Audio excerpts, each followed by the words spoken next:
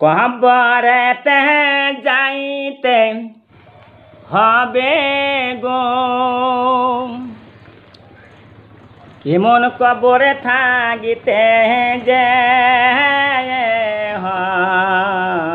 হবে গো। আমার কপালে কি আছে আল্লাহ, আমার কপালে কি আছে, কবরের আযাব গজব মাফ করিয়া দিও। আসামেরি আমির হামজা কাইন্দা কাইন্দা বলে, কবরেরই কতই কষ্ট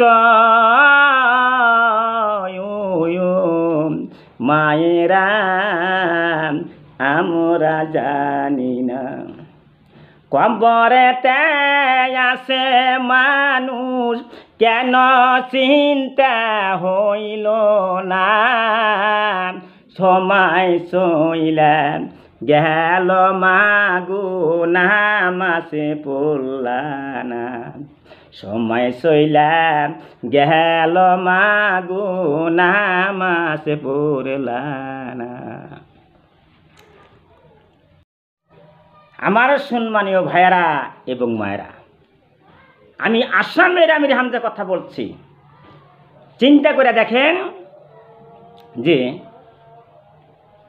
জান্নাতের মধ্যে এত সুন্দর সুন্দর ফুল, এত সুন্দর সুন্দর ফল দেখতে পারবেন। একটা ফলের মধ্যে 1000 প্রকার স্বাদ আছে। কয়টা খাইবেন, খাওয়ার অভাব হবে না। দুনিয়ার মধ্যে বন্ধুরা একটা আপেল ফল যদি কিনবার যায় কত টাকা দাম, আরে খাওয়ার সঙ্গে সঙ্গে রাইতে খাইছ বাজন, সকালে পায়খানা করে বাহির করে দিতে চাও।